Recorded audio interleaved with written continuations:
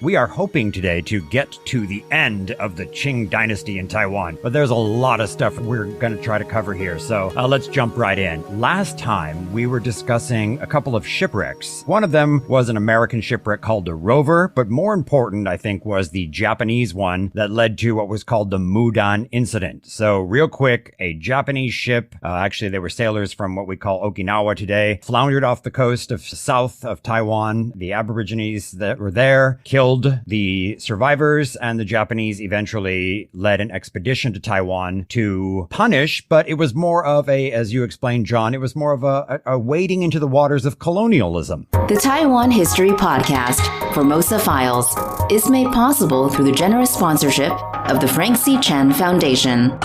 Formosa Files.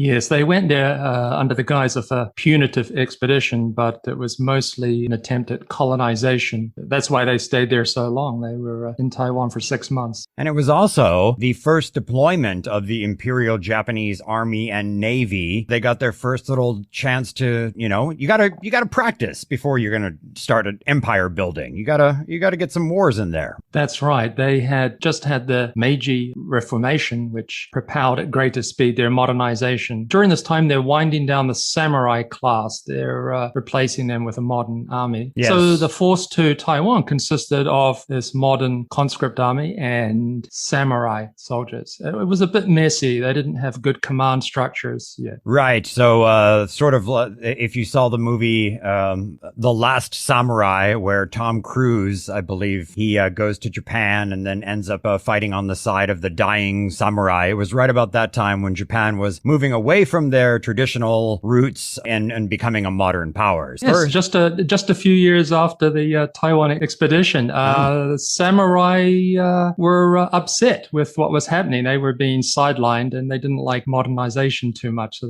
they resisted. Yes. But bullets proved more effective than samurai swords. Yeah. So the other interesting thing that happened with this Japanese expedition / mini attempt at taking over parts of Taiwan was that it demonstrated that the Qing dynasty really didn't have that great of a hold on Taiwan. Yes, it was a bit of an invitation, wasn't it? And there's another consequence as well. We need to look at Taiwan through what's happening in other places. Taiwan's not really master of its own destiny, but after the settlement of the Mudan incident. And the settlement was China paid Japan as a sorry. Yeah, they paid an indemnity for the murder of the men. Perhaps the biggest consequence of the Taiwan expedition and the settlement was that it fortified Japan's claim over the Ryukyu Islands. The people who were killed in the Mudan incident in 1871 were not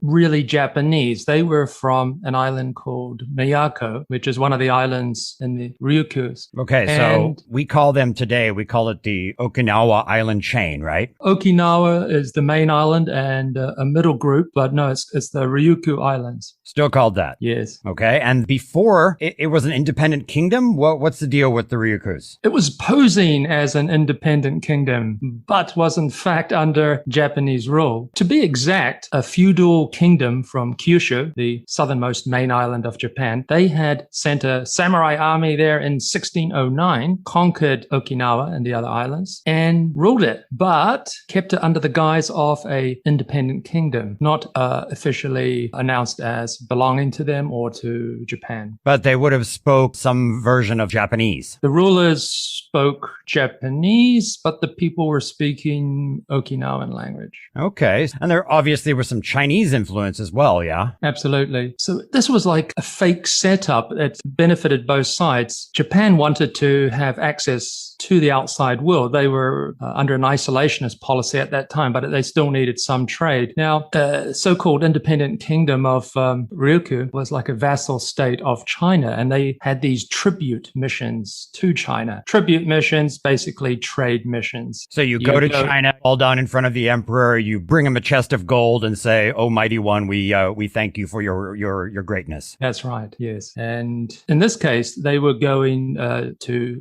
Fujian as the first stop. This whole facade was so that Japan could have a way of trading with China trade that was indirect going through these islands. Yes, the islands also traded with Southeast Asia. So it was a way for Japan to connect with Indonesia, well, not called Indonesia at the time, but all that area, Thailand and what have you. So Very yes, it was interesting. So finally, Japan decides that they're going to just go ahead and officially claim the Ryukyus as Japanese. That's right. They've defended the honor of these murdered sailors and other people on board. There were actually some officials, some merchants on the ships. So they're protecting the people. It shows that they have sovereignty over it. So they officially brought it into Japan, annexed it in 79, not long after the expedition to Taiwan. So this isolationist policy seems to be melting away here in favor of an expansionist policy by the Japanese. Oh, it's on turbo charge, yes. They've moved northward into Hokkaido. Well, we normally think of that as part of Japan proper, but it was a frontier area in those days. So yeah, they have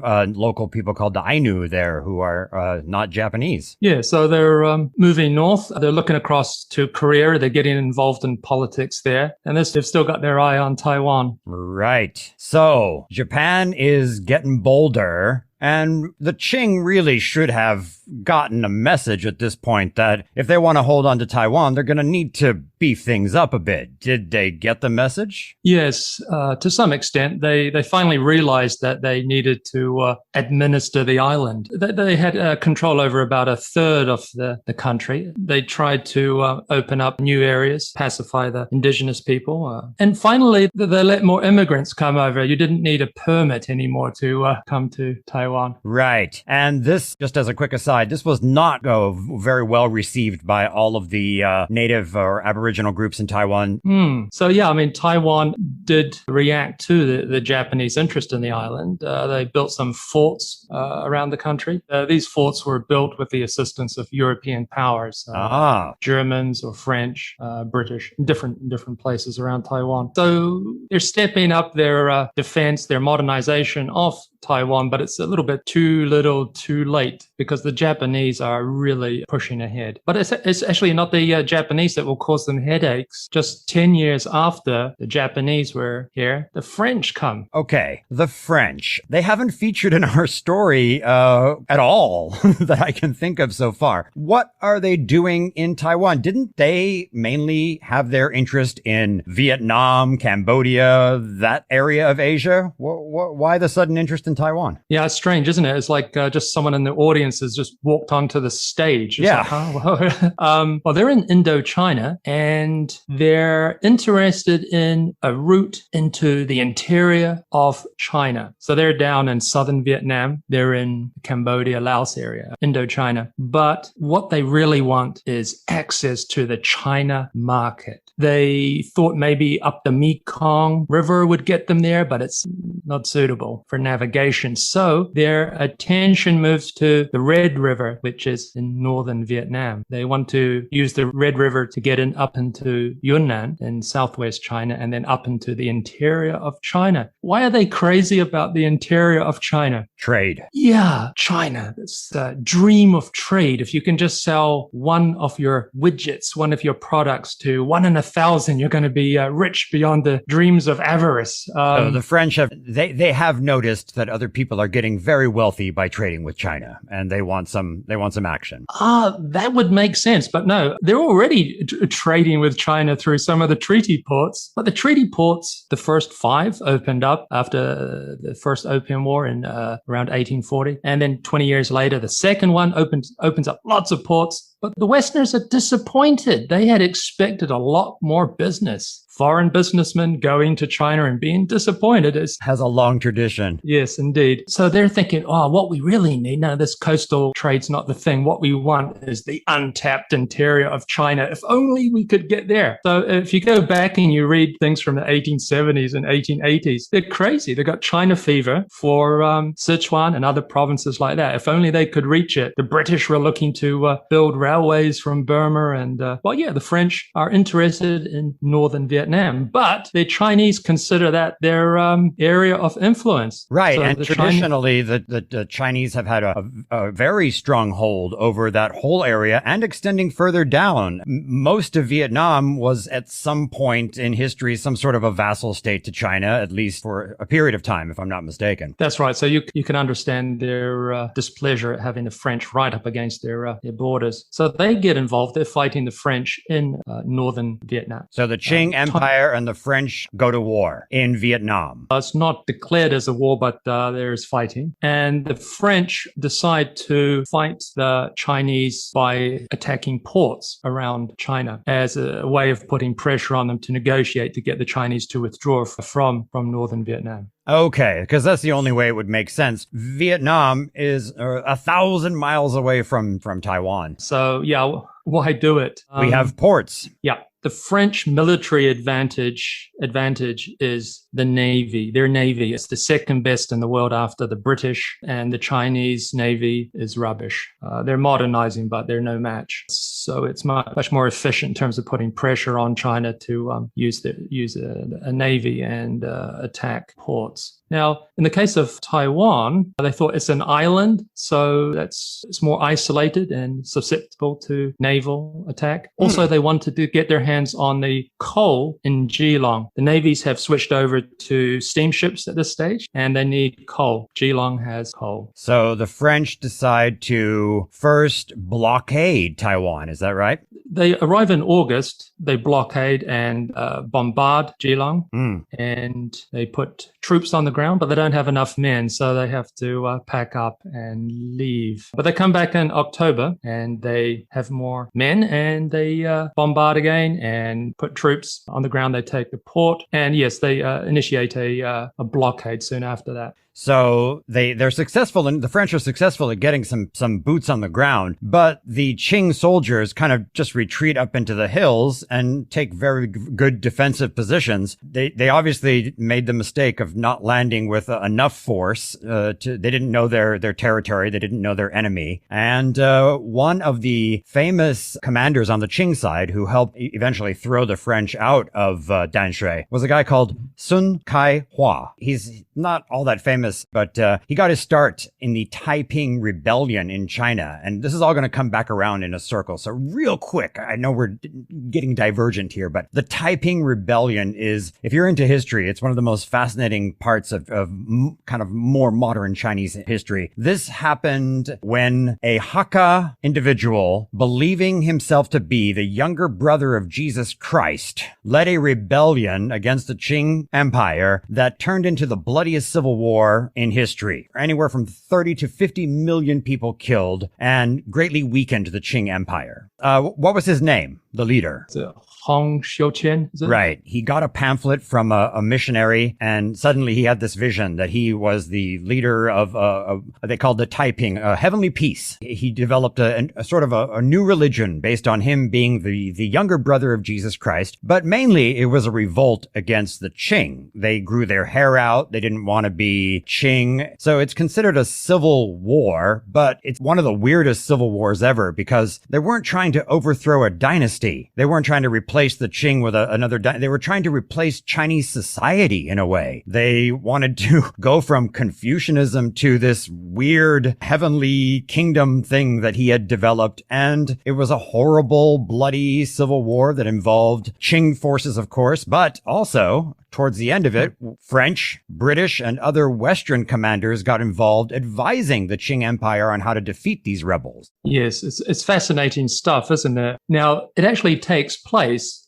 in part during the Second Opium War. They were busy. Yes. So even though the British, and the second one, they're also aligned with the French, they're fighting the Qing. You would think they would want the Taiping to overthrow them, wouldn't you? No, I guess not, because they're just too weird.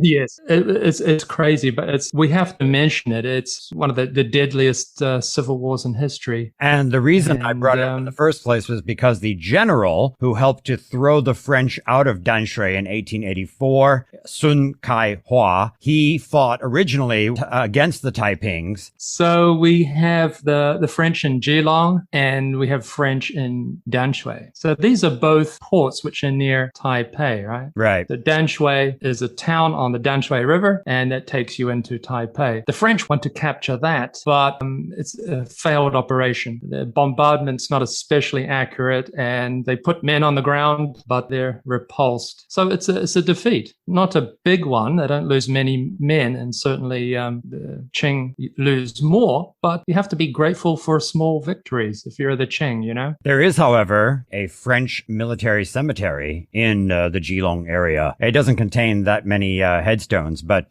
those are the unfortunate soldiers who didn't make it back to the ships. They are buried in Geelong. Yes, I bet a few of those are from cholera and typhoid. That's right. Or malaria, right? We keep going back to the diseases. Yep. So it's a bit of a stalemate after the October actions. The French don't really have enough men to press forward. And gee, you've been to Geelong. I wouldn't want to try and capture that. It's ringed by hills, very steep hills. Right. Everywhere you have potential places to hang out and shoot down at you. And my goodness, the climate there is not much fun, is it? No, it's for those who don't live in Taiwan, Geelong is notorious as possibly the rainiest place in Taiwan. It's a rainy place. Especially when they're there. Yes, they suffered.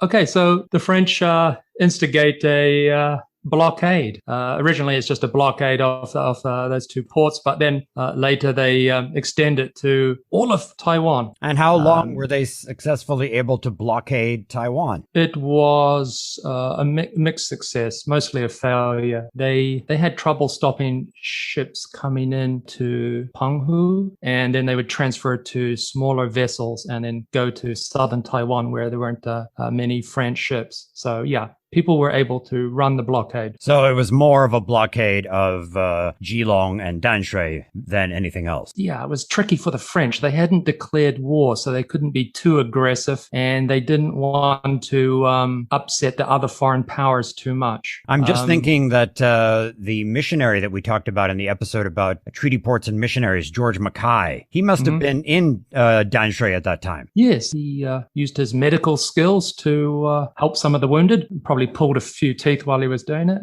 Right. The other standout person, so we mentioned that one general, he's not so well known in history, but the other standout individual from the Qing administration is the commander of the imperial forces and also the governor of Taiwan, if I'm not mistaken, or later the governor of Taiwan. Yeah, so he was sent over for the purpose.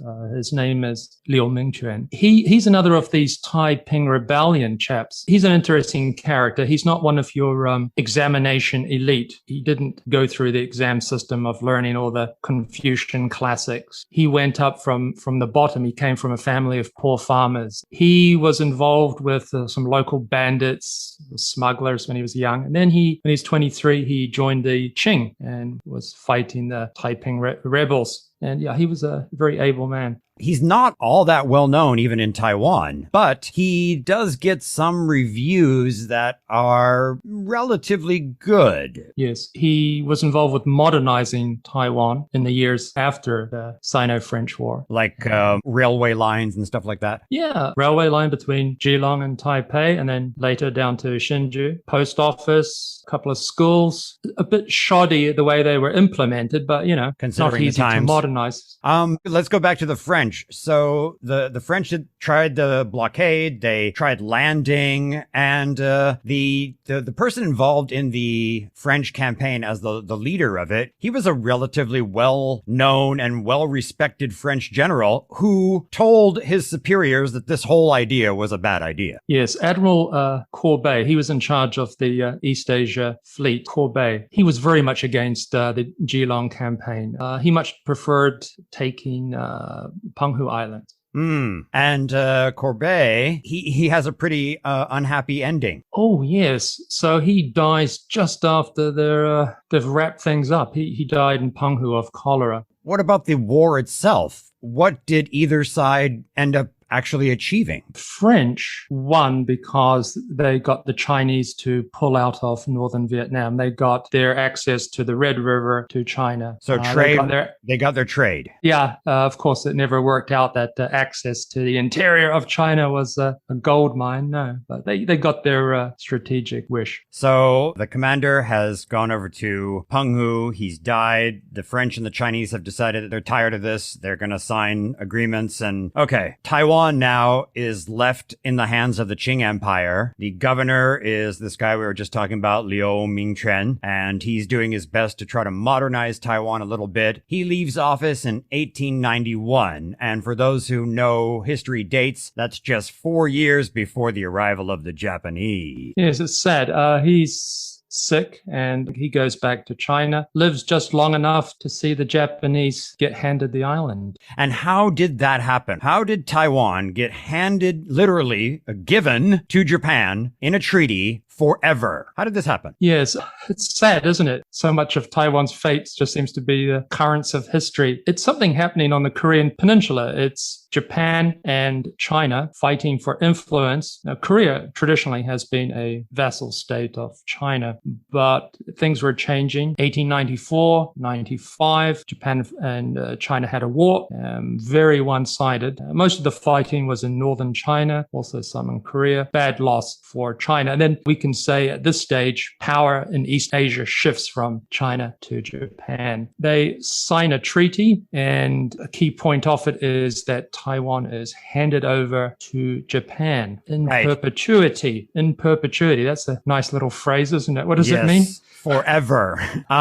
This is the famous Treaty of Shimonoseki, signed on the 17th of April, 1895. So China recognizes the independence of Korea, gives up the Liaodong Peninsula, and gives up the islands of Penghu and Taiwan to Japan forever. Also, they paid Japan 8 million kilos of silver as war reparations. This was a painful defeat for the Qing Empire. Yes, really, really bad. Writings on the wall. Right. Just a matter of time before it falls. The treaty name, can you give that again? That was the Treaty of Shimonoseki. So that's not good news back in Taiwan, is it? No, they've just been given away. There was no referendum. No one was asked if they were okay with that. So yeah, there's outrage on Taiwan and mixed opinion about what to do. Some want to resist it. Others think that's a bit of a lost cause. So the following month in May, some of the angry officials, they proclaim the Republic of Formosa. Right. Yeah. The problem was that no foreign power recognized the Republic of Formosa. That's right. They declare the Republic of Formosa and also declare the current governor of Taiwan, a guy named Tang Jing-song, to be the new president of the Republic of Formosa. They even, in this very short time, come up with a flag. It's a quite original flag. It's got an image of a tiger on it. It's pretty cool. You can look it up. But Tang doesn't have much faith in his own presidency or his republic, does he? That's right. I mean, he wasn't stepping forward for the position. He was... Right. So I'm reading here that 10 days after the declaration, he flees to mainland China. And I didn't realize it was that quick. Okay, 10 days. That's pretty... And here's where we go back and we connect back to the Taiping Rebellion. And this is just fascinating. So there was a guy fighting in Vietnam. He was a rebel originally with the Taiping, one of the Taiping warlords. As the Taiping Rebellion winds down, he jumps ship and he goes over and he decides to fight in his own little band. He calls them the Black Flag Army. And he goes down to northern Vietnam and is in league with Qing forces fighting. And guess who he's fighting? Wouldn't be Courbet, would it? Exactly. Our French general is the one who defeats him. This guy is named Liu Yongfu. And he ends up, I think, the governor of Fujian or something. And as soon as the Republic of Formosa is declared, he was called in to attempt the defenses of Taiwan against the Japanese. So he has this connection to the Taiping Rebellion and to the French general. And now he's in Taiwan. He's in the south of Taiwan, in the Tainan area. And by October, the Japanese have arrived and he gets on a British trading vessel and escapes to go to China. And the Japanese stop this British ship in international waters and climb aboard and try to fight find Liu Yongfu, and they can't find him because he's dressed up like a coolie. And it's a big deal because the UK is very angry that the Japanese would stop a merchant vessel. They make a big protest. Japan has to officially apologize, but he makes it back to China, and he lives all the way till 1917, quite well regarded by the Chinese. So it all ties back together, that they were all connected in the Taiping, Vietnam, and amazing circle. Very busy, eventful times, yes. And there would be some continued resistance, but when Tainan surrenders on October 21st, it's fair to say that that is the end of Qing rule in Taiwan, and we now usher in a new era, 5 decades of Japanese rule in Taiwan. Yes. And that's where we're going to leave it. The beginning of a new era. Taiwan is about to become Japanese. Thank you so much for listening. I'm Eric Michael Smith. I'm John Ross. Bye. Bye.